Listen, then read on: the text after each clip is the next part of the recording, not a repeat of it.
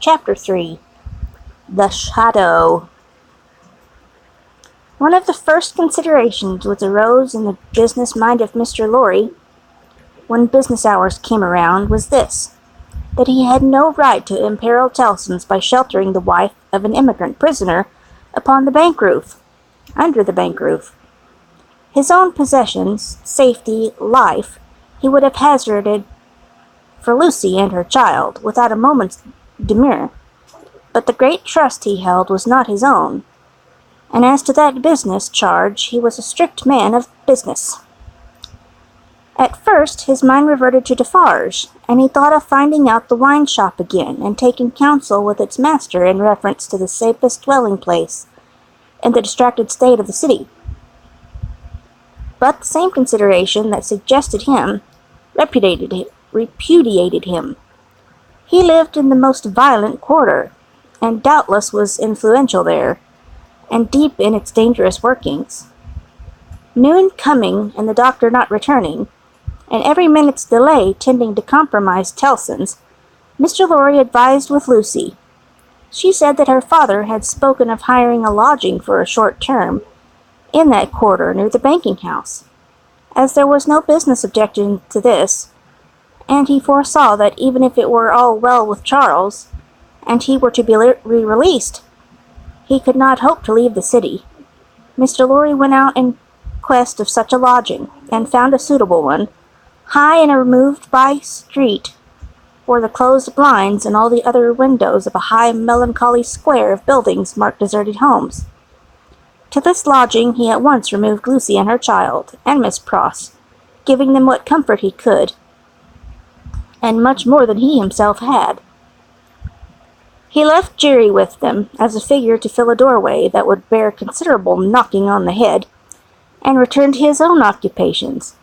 A disturbed and doleful mind he brought to bear upon them, and slowly and heavily the day lagged on with him. It wore itself out, and wore him out with it, until the bank closed. He was again alone in his room of the previous night, considering what to do next, when he heard a foot upon the stair. In a few moments a man stood in his presence, who, with a keenly observant look at him, addressed him by his name. "Your servant," said Mr. Lorry. "Do you know me?" He was a strongly made man with dark curling hair, from 45 to 50 years of age. For answer he repeated, without any change of emphasis, the words, "Do you know me?" "I have seen you somewhere." "Perhaps at my wine shop?" Much interested and agitated, Mr. Lorry said, "Do you come from Dr. Manette?" "Yes, I come from Dr. Manette." "And what says he? What does he send me?" Defarge gave into his anxious hand an open scrap of paper. It bore the words in Doctor's writings: "Charles is safe, but I cannot safely leave this place yet. I have obtained the favor that the bearer has a short note from Charles to his wife. Let the bearer see his wife." It was dated from La Force, within an hour. "Will you occupy me," said Mr. Lorry, joyfully relieved, after reading this note aloud, "to where his wife resides?" "Yes," returned Defarge. "Don't do it!" Scarcely noting as yet in what a curiously reserved and mechanical way Defarge spoke, Mr. Lorry put on his hat, and they went down into the courtyard. There they found two women, one knitting. "Madame Defarge, surely," said Mr. Lorry, who had left her in exactly the same attitude from 17 years ago. "It is she," observed her husband. "Does Madame go with us?" inquired Mr. Lorry, seeing that she moved as they moved. "Yes, that she may be able to recognize the faces and know the persons. It is for their safety." Beginning to be struck by Defarge's manner, Mr. Lorry looked dubiously at him, and led the way. Both the women followed, the second woman being the Vengeance. They passed through the intervening streets as quickly as they might, ascended the staircase of the new domicile, were admitted by Jerry, and found Lucy weeping alone.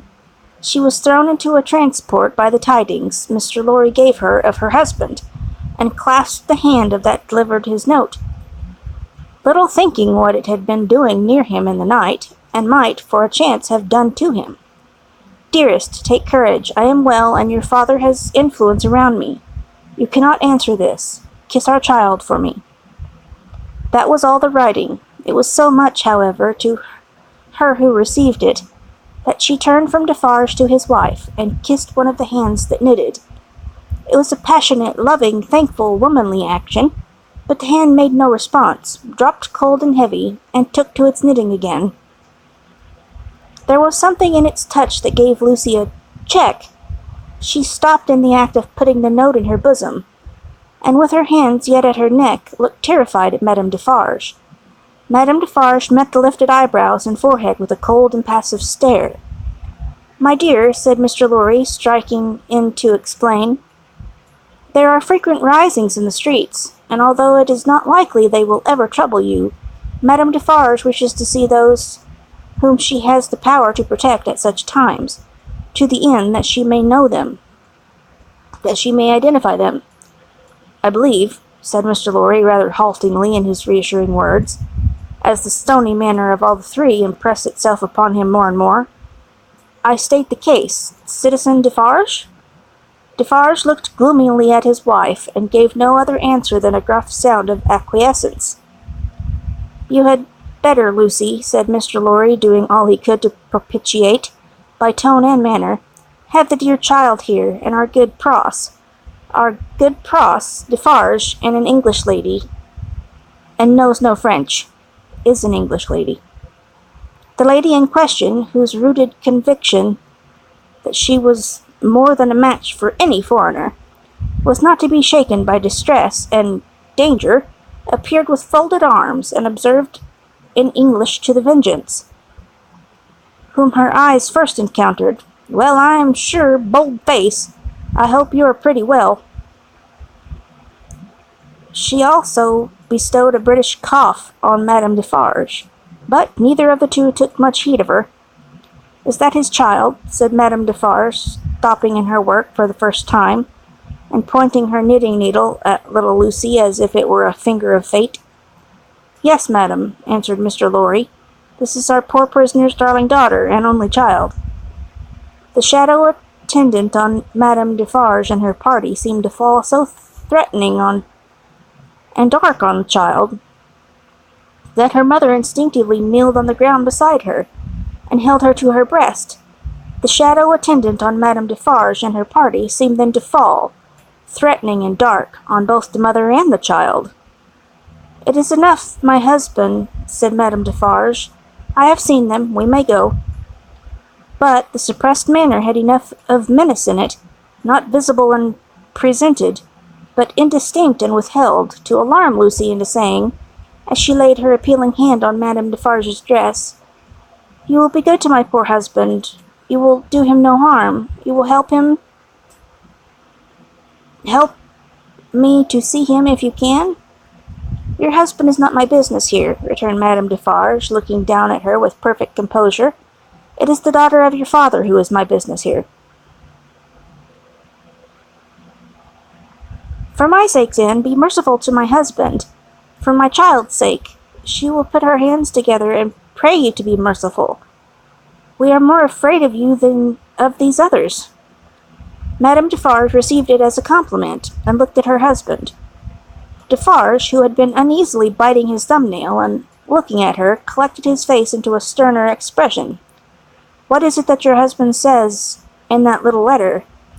asked Madame Defarge with a lowering smile. "Influence. He says something touching influence."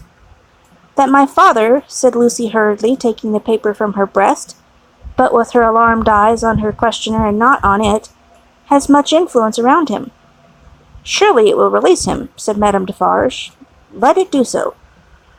"As a wife and a mother," cried Lucy more earnestly, "I implore you to have pity on me, and not to exercise any power that you possess against my innocent husband, but to use it on his behalf. Oh, sister women, think of me as a wife and a mother." Madame Defarge looked, coldly as ever, at the suppliant, and said, turning to her friend the Vengeance, "The wives and mothers we have been used to see, since we were as little as this child, and much less, have not been greatly considered. We have known their husbands and fathers laid in prison, and keep from them often enough. All our lives we have seen our sister women suffer, in themselves and in their children, poverty, nakedness, hunger, thirst, sickness, misery, oppression, and neglect of all kinds. We have seen nothing else, returned the Vengeance. We have borne this a long time, said Madame Defarge, turning her eyes again upon Lucy. Judge you. It is likely that the trouble of one wife and mother would be much to us now? She resumed her knitting and went out. The Vengeance followed. Defarge went last and closed the door.